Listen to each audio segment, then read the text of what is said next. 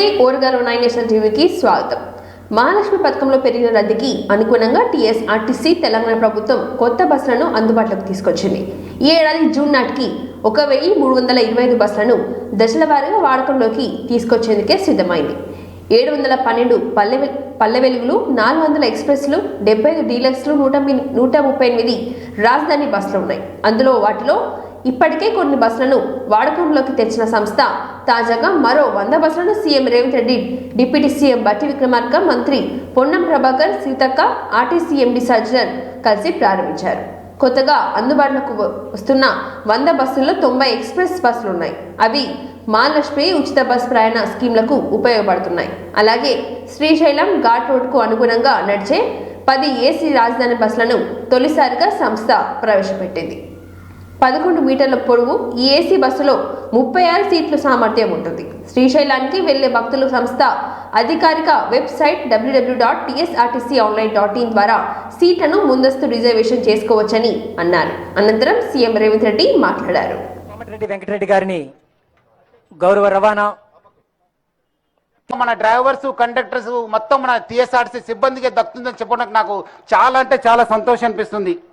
అదేవిధంగా మనకు ఈ ఒక స్కీమ్ ద్వారా మన ముఖ్యమంత్రి గారు, మన డిప్యూటీ సీఎం గారు, మన ఆనరబుల్ మినిస్టర్ ఫర్ ట్రాన్స్పోర్టు, మన సిఎస్ శాంతకుమారి మేడము, మన స్పెషల్ సిఎస్ ఫైనాన్స్ రామకృష్ణారావు గారు, మన ప్రిన్సిపల్ సెక్రటరీ ట్రాన్స్ఫర్మేషన్ కావడం జరిగింది, మనీ ఇవ్వడం జరిగింది సార్.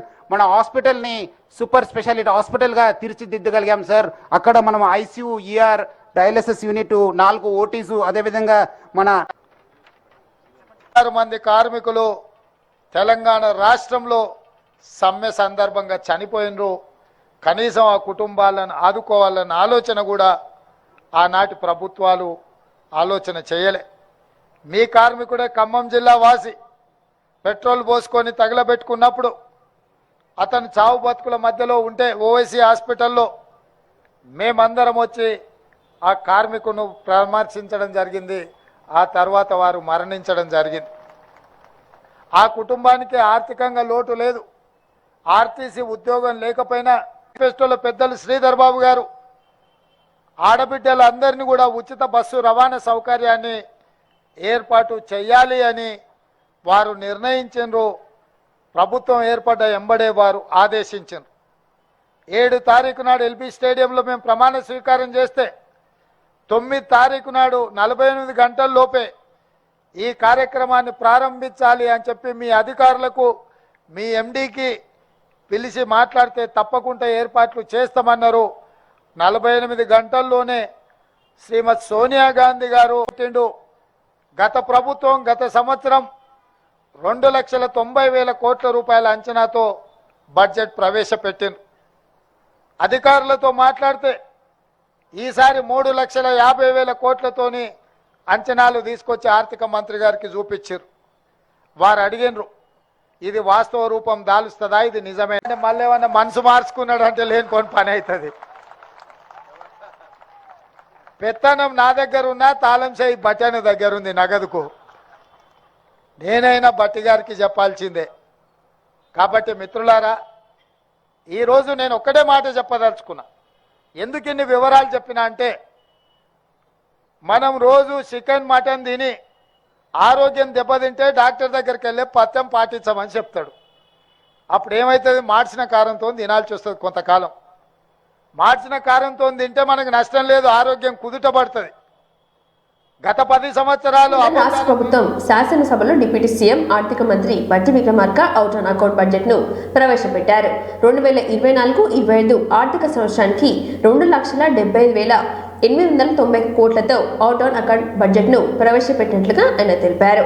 రెవెన్యూ వ్యయం కింద 2,01,178 కోట్లు, మూలధన వ్యయం కింద 29,669 కోట్లు కేటాయించారు. నీటిపారుదల శాఖకు 28,024 కోట్లు, వ్యవసాయ శాఖకు 19,746 కోట్లు, విద్యారంగానికి 21,389 కోట్లు, వైద్య రంగానికి 11,500 కోట్లు కేటాయించారు. గృహజ్యోతి కింద పథకానికి 2,418 కోట్లు, ట్రాన్స్కో డీకామ్స్కు 16,825 కోట్లు కేటాయించారు. గృహ నిర్మాణ శాఖకు 7,740 కోట్లు, పరిశ్రమ శాఖకు 2,543 కోట్లు కేటాయించారు. ఐటీ శాఖకు 774 కోట్లు కేటాయించారు. పంచాయతీరాజ్ గ్రామీణాభివృద్ధి శాఖకు 40,080 కోట్లు కేటాయించినగా తెలిపారు. పురపాలక శాఖకు 11,690 కోట్లు, మూసీ నది అభివృద్ధి కోసం 1000 కోట్లు కేటాయించారు. ఎస్సీ గురుకులాల భవన నిర్మాణానికి 1000 కోట్లు కేటాయించారు.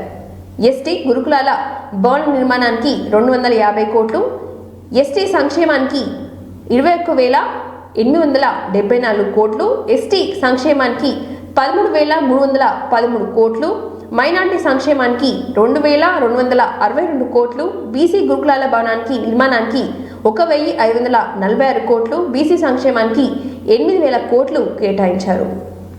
ఉద్యోగుల క్రెడిట్ స్కోర్, సిబిల్ స్కోర్ దెబ్బతినటం వల్ల వారు రుణాలు పొందడం కూడా కష్టం అవుతా ఉంది. వృద్ధులైన పెన్షనర్లు మందుల కోసం ఖర్చు పెట్టిన డబ్బులు పొందడం కోసం ఎదురు చూసే పరిస్థితి, అందులో ఎలాంటి సందేహం లేదు. ఇది మా ప్రభుత్వం అని ప్రజలు భావించే విధంగా బాధ్యతతో వ్యవహరిస్తాం. మా ఈ నిర్ణయానికి ప్రగతి భవన్ను తగిన విధి విధానాలు రూపకల్పన చేసి వాటి ఫలాలను ప్రజలకు అందించడం జరుగుతున్నాం. ప్రతి గ్రామం యూనిట్గా గ్రామాల అభివృద్ధికి ప్రణాళిక తీసుకొని ముందుకు వెళుతున్నాం. మనస వాచ కర్మణ ప్రజాస్వామ్య వ్యవస్థలో కేంద్రంగా రాష్ట్రాన్ని 3 జోన్లుగా ప్రభుత్వం భావిస్తుంది. ఔటర్ రింగ్ రోడ్ లోపల ఉన్న హైదరాబాద్ నగరం పట్టణ ప్రాంతంగా, ఔటర్ రింగ్ రోడ్డు ప్రతిపాదిత రీజనల్ రింగ్ రోడ్డు మధ్య ఉన్న ప్రాంతం పెరి అర్బన్ జోన్గా, ప్రతిపాదిత రీజనల్ రింగ్ రోడ్ ఆవల ఉన్న భాగాన్ని గ్రామీణ జోన్గా నిర్ధారించి దానికి తగ్గట్లుగా అభివృద్ధి ప్రణాళికలు సిద్ధం చేయాలని ప్రభుత్వం ఆలోచిస్తుంది. రాష్ట్రంలోని అన్ని పుర ప్రాంతాలని సమగ్రంగా అభివృద్ధి చేసేందుకు పూర్తి స్థాయి ప్రణాళికలు కూడా సిద్ధం చేస్తున్నామని తెలియజేస్తున్నాం. రాష్ట్ర ఆర్థిక సిఫార్సుల మేరకు పట్టణ ప్రాంత అభివృద్ధికి నిధులు విడుదల చేస్తాం. ఈ బడ్జెట్లో పురపాలక శాఖకి 11,692 కోట్ల రూపాయలు ప్రతిపాదిస్తున్నాం. రైతు బాగుంటేనే పశ్చిమ బెంగాల్లో అమలు జరుగుతున్న తీరును పిల్లల పెళ్లిళ్ళకి, చదువులకి, ఇతర అవసరాలు తీర్చుకోలేక తీవ్ర ఆవేదన చెందారు. ఇదంతా లోపభూయిష్టమైన ధరణి పోర్టల్ కారణంగానే జరిగింది. ఇప్పుడు మా ప్రభుత్వం ఏర్పడిన తర్వాత రికార్డులు పరిశీలించిన మీదట ఇది నిజమేనని తేలింది. అందుకే ఈ సమస్యను పరిష్కరించేందుకు మా ప్రభుత్వం అత్యధిక ప్రాధాన్యతనిచ్చింది. ఇచ్చిన హామీ మేరకు మేము ఇచ్చిన హామీలు బీసీ సంక్షేమం, మనిషిని మహోన్నతుడిగా తీర్చిదిద్దే విధంగా వారికి సహాయపడతాం. ప్రైవేటు భవనాల్లో ఉన్న బీసీ హాస్టళ్లకు ప్రభుత్వ భవనాలు కట్టిస్తాం.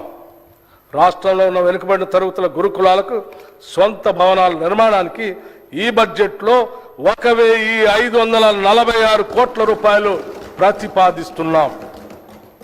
రాష్ట్రంలోని అయోధ్యలో రామ మందిర నిర్మాణం, బాలగ్రామ్ ప్రాణ ప్రతిష్టాపన వేడుకలపై లోక్సభలో శనివారం చర్చ చేపట్టారు. ఈ సందర్భంగా కేంద్ర హోంమంత్రి అమిత్ షా మాట్లాడుతూ శ్రీరాముడు లేని భారత్ను ఊహించుకోలేమని అన్నారు. అయోధ్యలో ప్రాణ ప్రతిష్టాపన జరిగిన జనవరి 22వ తేదీన 1000 సంవత్సరాల పాటు చరిత్రలో నిలిచిపోయిందని కొనియాడారు. రామ మందిరం ఉద్యమం లేకుండా ఈ దేశంలో ఏ ఒక్కరూ చరిత్రను చదవలేరని, 5 శతాబ్దాల పాటు జరిగిన ఈ సుదీర్ఘ పోరాటానికి తెరపడిందని ఆయన అన్నారు. అయోధ్య భూ వివాదంపై సుప్రీంకోర్టు ఇచ్చిన తీర్పు లౌకికవాదమని చాటి చెప్పింది. దేశం కలగన్న అయోధ్య ఆలయం మోడీ ప్రభుత్వం హయాంలో సాకారమైంది. ప్రాణ ప్రతిష్టాపన సమయంలో ప్రధాని మోడీ 11 రోజుల పాటు కఠిన ఉపవాస దీక్ష చేపట్టారని కేంద్ర మంత్రి అమిత్ షా తెలిపారు. का दायित्व है और आज ये हो रहा है। 140 करोड़ के देश में और दुनिया भर में बैठे हुए राम भक्त जो 22 जनवरी के बाद एक अद्भुत आध्यात्मिक चेतना का अनुभव कर रहे हैं, इसको वाचा देने के लिए आपने समय दिया, इसलिए देश आपका हमेशा के लिए आभारी रहेगा। मान्यवर, मैंने आज किसी का जवाब नहीं देना, अस्तित्व को, अपने वजूद को कहीं ना कहीं खो देते हैं। मैं आज फिर से एक बार कहने वाला हूं मान्यवर कि 22 जनवरी का दिन 10 सहस्त्र से भी अधिक सालों तक इस देश का ऐतिहासिक दिन है।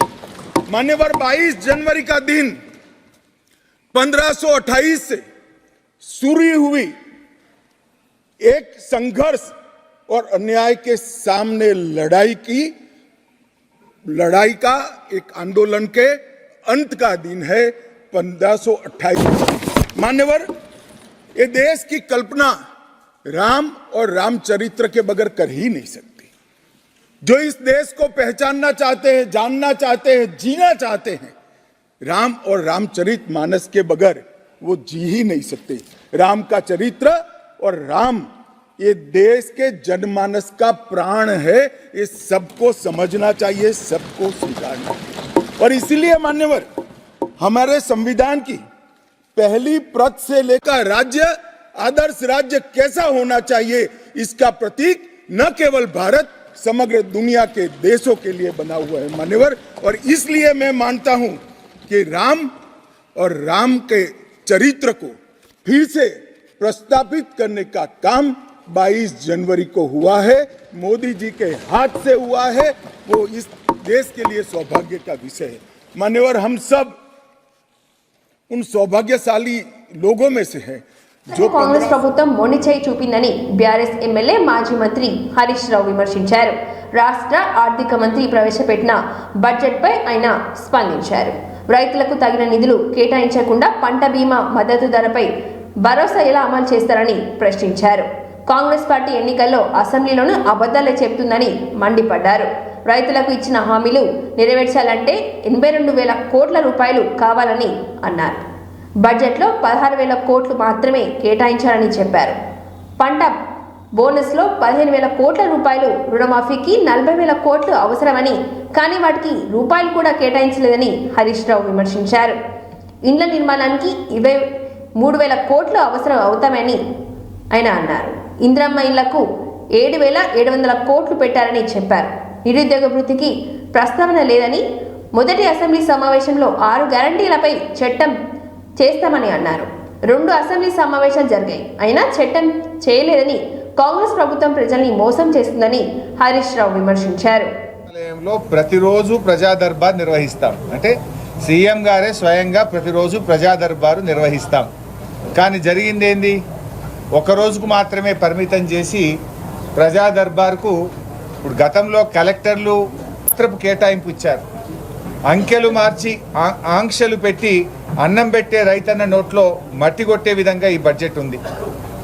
రైతు బంధుకు రామ్ రామ్ పలికేటట్టు, రుణమాఫీకి మొండి చేయి చూపేటట్టు, పంటల బోనస్ బోగస్ అన్నట్లుగా ఈరోజు బడ్జెట్లో కేటాయింపులు ఉన్నాయి.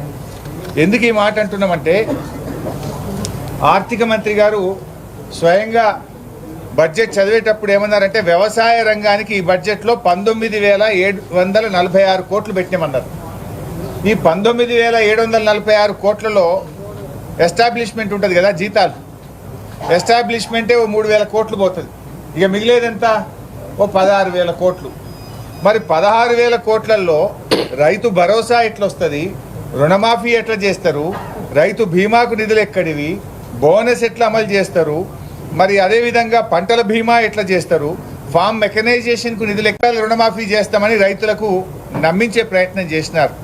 డిసెంబర్ 9,000, జనవరి 9,000, ఫిబ్రవరి 9 కూడా బాకీ. సోయాకు, జొన్నకు, ఈ పంటలన్నిటికీ మీరు కనీస మద్దతు ధరను ప్రకటించారు. మరి ఆ ప్రకారంగా బోనస్ ఇవ్వాలంటే 15,000 కోట్ల రూపాయలు పంటల బోనస్కే అవసరం. అంటే బోనస్ను బోగస్ చేసిండ్రు మీరు కాంగ్రెస్ పార్టీ. ఉద్యానవన పంటలు, హార్టికల్చర్ కానీ, డ్రిప్ ఇరిగేషన్ కానీ, స్ప్రింక్లర్ సెట్లు కానీ, ఫామ్ మెకనైజేషన్ కానీ, ఇవన్నీ కావాలంటే దాదాపు 82,000 కోట్ల రూపాయలు కావాలి. కానీ బడ్జెట్లో పెట్టింది ఎంత? 19,746. 24 గంటల కరెంట్ ఇస్తుందనడం అబద్ధం. రైతుల విషయంలో కేసీఆర్ గారు చాలా కష్టపడి చెరువులు బాగా చేసి, ప్రాజెక్టులు కట్టి, ఉచిత కరెంట్ ఇచ్చి రైతు, మరి ఎక్కడన్నా బడ్జెట్లో గౌరవ ఆర్థిక మంత్రి గారు చెప్పిన ప్రసంగంలో 100 రోజుల్లో మేము ఇచ్చిన హామీలు అమలు చేస్తామని తరిమి కొట్టాలని కాంగ్రెస్ రాష్ట్ర అధ్యక్షురాలు వై షర్మిల పిలుపునిచ్చారు. అల్లూరి జిల్లా పాడేరు నియోజకవర్గంలోని చింతలపల్లిలోని ఏర్పాటు చేసిన సభలో ఆమె మాట్లాడుతూ, సీఎం జగన్ భార్య బానిసగా మారారని ఆరోపించారు. సింహం పులి అని చెప్పుకొని మీరు భాజపా ముందు పిల్లిలా మారారని ఎద్దువ చేశారు.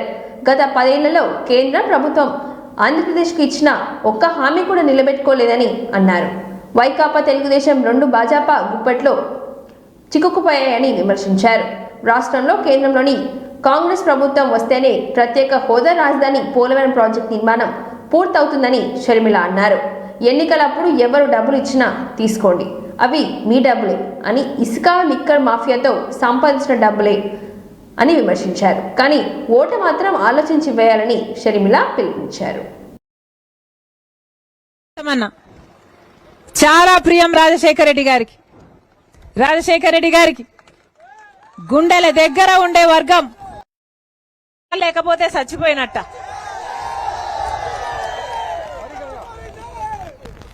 మారుమూల ప్రాంతం, గిరిజనుల ప్రాంతం ఎంతగా పట్టించుకోవాలి, కానీ మీ గురించి పట్టింపు లేదు. కానీ బాక్సైట్ పక్షమైన అటు ప్రతిపక్షమైన ఇద్దరు కలిసి మనకు ప్రత్యేక హోదా కావాలి అని కొట్లాడి ఉంటే మన రాష్ట్రంలో పెద్ద పెద్ద పరిశ్రమలు ఈ పాటికి ఎన్నొచ్చిండు. ఇంతకు ముందు ప్రత్యేక హోదా ఇచ్చిన రాష్ట్రాలలో ఒక రాష్ట్రంలో 2000 పరిశ్రమలు వస్తే ఇంకో రాష్ట్రంలో 10,000 పరిశ్రమలు వచ్చాయి. మన రాష్ట్రంలో కనీసం పట్టుమని 10 కొత్త పెద్ద పరిశ్రమలు వచ్చినా మన బిడ్డలకు ఉద్యోగాలు వచ్చాయి. 5 మంది ఉన్నారు కదా, మరి ఆ రోజు మూకుమ్మడి రాజీనామాలు చేద్దామన్న వాళ్ళు ఈ రోజు ఎందుకు మూకుమ్మడి రాజీనామాలు చేయడం లేదు? ఈ రోజు ఇంతమంది ప్రజలు ఆధారపడి ఉన్నారు, ఇంతమంది బిడ్డలకు ఉద్యోగాలు రాకుంటున్నాయి. ఒక్కసారైనా ఆలోచన చేశారా? ప్రత్యేక హోదా కోసం ఒక్క నిజమైన ఉద్యమం చేశారా? మెగా డిఎస్సీ అన్నారు, 25,000 మందికి మెగా డిఎస్సీ అన్నారు. బానే ఉందా? 10 ఏళ్లలో ఎక్కడ వేసిన గొంగలి అక్కడే ఉంది. అదే బైబిల్ తో, ఖురాన్ తో, భగవద్గీతతో సమానం అని చెప్పాడు జగనన్న గారు. అలాంటిది మద్యపాన నిషేధం అయిందా? మద్యపాన నిషేధం అవ్వకపోతే వాళ్ళతో కుమ్మక్కైపోతే ఇక ప్రజలు ఎవరికి చెప్పుకోవాలి? పోనీ ప్రతిపక్షం మాట్లాడుతుందా అంటే ప్రతిపక్షం కూడా వాళ్ళతోనే కలిసి డిబేట్లాడుతుంది కదా, మరి ప్రజలకు ఎవరికి చెప్పుకోవాలి? జియో నంబర్ 3 గమనించండి. ఇవన్నీ కాంగ్రెస్ పార్టీ అధికారంలో ఉన్నప్పుడు వచ్చిన డబ్బులే. శాండ్ మాఫియా చేసి బాక్సైట్ మాఫియాతో, లిక్కర్ మాఫియాతో సంపాదించిన డబ్బులే. ఎవరు డబ్బులు ఇచ్చినా తీసుకోండి, కానీ ఓటు మాత్రం మీరు ఆలోచించి వేయండి. ఓటు మాత్రం ఎవరికి వేయాలి అన్నది మీ ఆలోచన అయి ఉండాలి. ఓటు అనేది మీ చేతుల్లో ఉన్న ఆయుధం. ఓటు అనేది 5 అకౌంట్ బడ్జెట్ లో పూర్తిగా కేటాయింపులు చేయలేదని బీఆర్ఎస్ ఎమ్మెల్సీ కవిత విమర్శించారు. శాసన మండలిలో ప్రభుత్వం బడ్జెట్ ప్రవేశపెట్టిన అనంతరం ఎమ్మెల్సీ కవిత మీడియాతో మాట్లాడారు. రానున్న 5 ఏళ్ల ప్రణాళికకు సంబంధించి బడ్జెట్ లేదని ఆమె అన్నారు. ఎన్నికల హామీల గురించి ఎక్కడా చెప్పలేదని మండిపడ్డారు. గత ప్రభుత్వాన్ని విమర్శించడానికే సమావేశాలు నిర్వహించినట్లుగా ఉందని అన్నారు. పథకాలకు పాత పేర్లు తీసేసి కొత్తవి పెట్టారని, కాంగ్రెస్ ప్రభుత్వం ఓన్లీ నేమ్ చేంజింగ్ మాత్రమేనని, గేమ్ చేంజర్ కాదని కవిత అన్నారు. కొత్త ప్రభుత్వం కాబట్టి సంపూర్ణంగా వారి యొక్క విధి విధానాలను రేపు ఫ్యూచర్లో రాష్ట్రంలో ఈ వచ్చే 5 సంవత్సరాల కోసం మరి ఎటువంటి కార్యాచరణ చేపడతారు, ఈ ప్రభుత్వం యొక్క ఓవరాల్ దృక్పథం ఏంటి అని తెలిసేటటువంటి బడ్జెట్ కాబట్టి మేము చాలా ఆశించినాం. వారు పెట్టినటువంటి అనేక మేనిఫెస్టోల్లో ఉన్నటువంటి అంశాలన్నీ కూడా మరి వాళ్ళకి చెప్తారేమో. కేటాయింపు ఇంపార్టెంట్ కాదు, కానీ వారి యొక్క అవుట్లుక్ ఎట్లా ఉంది, వారి యొక్క దృక్పథం ఎట్లుంది అనేటటువంటిది తెలుస్తుందని మేము అనుకున్నాం. ఉదాహరణకు చెప్పాలంటే మైనార్టీ సంక్షేమం విషయంలో బోలెడని మాటలు ఇదివరకు వాళ్ళు మాట్లాడడం జరిగింది. ఇమాంలు మౌజాన్లకు 10,000 ఇస్తాం, 12,000 ఇస్తామని చెప్పడం జరిగింది. సపరేట్గా పిల్లల కోసం తోఫే తాలీం అనే కార్యక్రమాలు పెడతామని మేనిఫెస్టోలో చెప్పడం జరిగింది. కానీ వాళ్ళ మొత్తం మైనార్టీ సంక్షేమం కేవలం ఒక పారాగ్రాఫ్లో క్లోజ్ చేసేసి 2,000 కోట్ల రూపాయలు ఇస్తున్నామని చెప్పడం జరిగింది. అట్లా ఏదైనా కూడా మీదనే చెప్పిండ్రు తప్పితే సంపూర్ణంగా ఏదైతే ఎన్నికల ప్రచార సందర్భంగా మైక్రో లెవెల్ అంశాలు చెప్పిండ్రో వాటిని వేటిని కూడా బడ్జెట్లో పెట్టకపోవడం అన్నది ఈ ప్రభుత్వానికి చిత్తశుద్ధి లేదనేటటువంటి విషయాన్ని తెలియజేస్తా ఉన్నది. అదేవిధంగా ఈ పేర్లు మారుస్తాం, ఆ చిహ్నాలు మారుస్తాం అనే అంశాలకు ఇచ్చినటువంటి ప్రాధాన్యత, మరి ఇదివరకు చేసినటువంటి వాగ్దానాలు, వాటికి సంబంధించినటువంటి కేటాయింపులపై పెట్టకపోవడం అన్నటువంటిది శోచనీయంగా మేము భావిస్తా ఉన్నాం. ఓవరాల్గా ఈ రాష్ట్రంలో కొత్తగా ఏర్పడినటువంటి ప్రభుత్వం పాత పేర్లను మార్చి కొత్త పేర్లను పెడతామంటున్నారు తప్పితే ప్రగతి యొక్క గేర్లు మార్చేటటువంటి విధానాన్ని వాళ్ళు ఎన్నుకోలేదు. అంటే it is just a name changing government, not a game changing government అని ఈ బడ్జెట్ చూస్తుంటే అర్థమవుతా ఉన్నది. ప్రధానంగా మహిళలకు అదేవిధంగా యువతీ యువకులకు షాదీ ముబారక్ పేరు మీద ఇదివరకు ₹1,00,000 కేసీఆర్ గారు ప్రభుత్వం ఇస్తే మేము అధికారంలోకి రాగానే ₹1,00,000 ఒక తులం బంగారం ఇస్తామని చెప్పినారు. అది ఆన్ గోయింగ్ ప్రోగ్రామ్. ఎంతమంది ఏంది అన్నది ఎస్టిమేషన్ ఉంటుంది, కానీ దాన్ని కనీసం మెన్షన్ చేయలేదు. అట్లానే అన్ని గురుకులాల పాఠశాలలు కళాశాలలు సంక్షేమ వసతి గృహాల విద్యార్థులు సంక్షేమంపై ఆయా పాఠశాలలు కళాశాలల ప్రిన్సిపల్స్ సంక్షేమ అధికారులు ప్రత్యేక దృష్టి పెట్టాలని హన్మకొండ జిల్లా కలెక్టర్ సీతా పట్నాయక్ అన్నారు. హన్మకొండ జిల్లా కలెక్టరేట్లోని కాన్ఫరెన్స్ హాల్లో జిల్లాలోని ఎస్సీ, ట్రైబల్, బీసీ, మైనార్టీ సంక్షేమ వసతి గృహాలు గురుకులాల పాఠశాలలు కళాశాలలు కస్తూరిబా బాలికల పాఠశాలల నిర్వహణపై సమీక్ష సమావేశం నిర్వహించారు.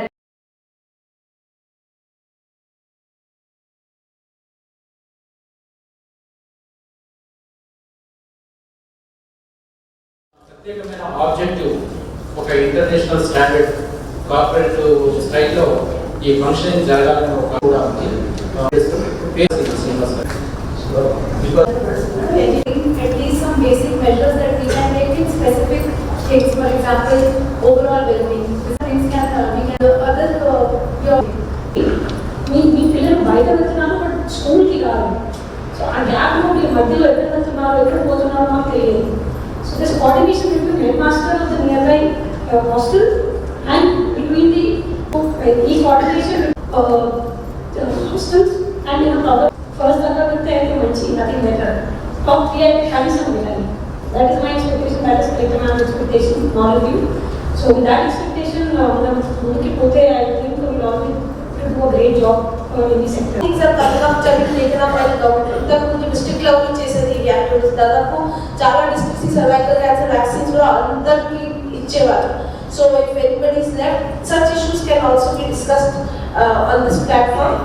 So small things, but I hope that next academic year we will proceed in a much more systematic way, and it cannot be done single-handedly from the top. It should be a more consultative effort.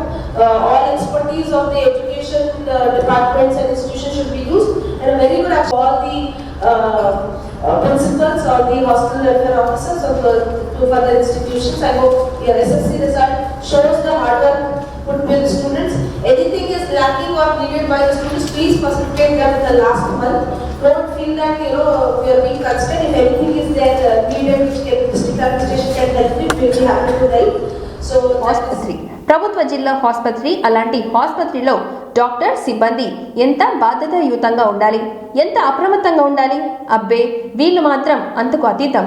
ఆ ఆసుపత్రి పనిచేసే doctor తన pre wedding షూట్ను ఆసుపత్రిలో operation థియేటర్లోనే పెట్టాడు. ఓ పేషెంట్కు operation చేస్తుండగా తన కాబోయే భార్యతో కలిసి చుట్టూ కెమెరామెన్లతో కలిసి ఫోటో షూట్ చేశాడు. ఈ వీడియో వైరల్ కావడంతో పాటు పెద్ద ఎత్తున విమర్శలు రావడంతో ప్రభుత్వం స్పందించింది. ఆ డాక్టర్ను ఏకంగా ఉద్యోగం నుంచే తీసేసింది. ఈ ఘటన కర్ణాటక రాష్ట్రంలో జరిగింది. పూర్తి వివరాల్లోకి వెళ్తే కర్ణాటక రాష్ట్రం చిత్రదుర్గ జిల్లా కేంద్రంలోని ప్రభుత్వ హాస్పిటల్లో పనిచేసే డాక్టర్ అభిషేక్ ఇటీవలే పెళ్లి కుదిరింది. ప్రీ వెడ్డింగ్ షూట్ ప్లాన్ చేసుకున్నారు. డిఫరెంట్గా ఉండాలనే ఉద్దేశంతో ఏకంగా ఆసుపత్రి ఆపరేషన్ థియేటర్లోనే ప్రీ వెడ్డింగ్ షూట్లు పెట్టారు. తన కాబోయే భార్య కూడా డాక్టర్ డ్రెస్లో ఉంది. థియేటర్లో భర్త ఆపరేషన్ చేస్తుంటే భార్య అతనికి హెల్ప్ చేస్తున్నట్లుగా ఉంది. చుట్టూ 3 కెమెరాలు, లైట్లు, కెమెరామెన్లు ఉన్నారు. చివర్లో ఆ పేషెంట్ ఆపరేషన్ బెడ్ పై నుంచి లేస్తాడు. 40 సెకండ్ల ఈ వీడియో ఇంటర్నెట్లో ట్రెండ్ అయింది. ప్రజల నుంచి పెద్ద ఎత్తున విమర్శలు, ఆరోపణలు వచ్చాయి.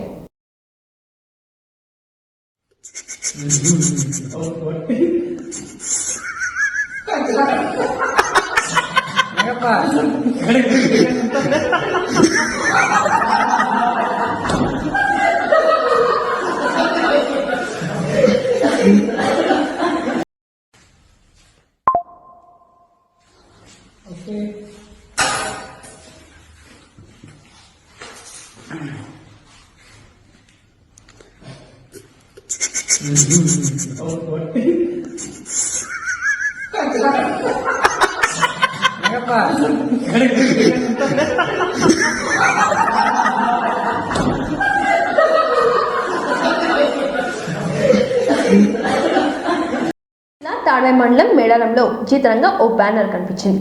ఆ బ్యానర్ ఏంటి అంటే గ్రూప్ 1కి పేపర్ ప్రిపేర్ అయ్యాం, ఉద్యోగం లేక ఉపాధి కోసం ఏర్పాటు చేసుకున్న నిరుద్యోగులం, మేడారం వచ్చే భక్తులు మాకు సహకరించండి అంటూ మేడారం జాతరలో బ్యానర్ కట్టుకొని కొట్టు పెట్టుకున్నారు.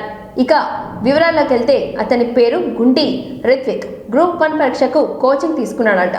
గత ప్రభుత్వం హయాంలో గ్రూప్ 1 పరీక్షకు అప్లై చేసుకొని కోచింగ్ తీసుకొని రాశాడట. కానీ పేపర్ లీక్ అవ్వడంతో రోడ్లపై పడ్డామని అన్నారు. ఉపాధి ఆలోచనతో 4 విద్యార్థులు కలిసి సుమారుగా 8 లక్షల రూపాయలతో పెట్టుబడితో మేడారం సమ్మక్క జాతరలో ఉపాధిని ఏర్పాటు చేసుకున్నారు. దీంతో 4 విద్యార్థులు కలిసి మేడారం జాతరకు వచ్చే భక్తులు ఉద్యోగాలు లేక ఉపాధి ఏర్పాటు చేసుకున్న నిరుద్యోగులను సంప్రదించండి అంటూ ఓ బ్యానర్ ఏర్పాటు చేసుకున్నారు. అది చూసి అక్కడ వచ్చే భక్తులు ఆశ్చర్యంగా ఉందని అంటున్నారు. ఉపాధి సంబంధించి మేకలు, గొర్రెలను, కూల్ డ్రింక్స్, మినీ గదులను ఆ 4 విద్యార్థులు కలిసి వారి తల్లిదండ్రులపై భారం పడకూడదని సెల్ఫ్ ఎంప్లాయ్మెంట్ అంటూ ఏర్పాటు చేసుకున్నారు. ఈ సందర్భంగా విద్యార్థులు ఓరగలు 9 నేషనల్ టీవీతో మాట్లాడుతూ సీఎం రేవంత్ రెడ్డికి విజ్ఞప్తితో ఉద్యోగాలను త్వరగా భర్తీ చేసి నిరుద్యోగులను ఆదుకోవాలని కోరారు.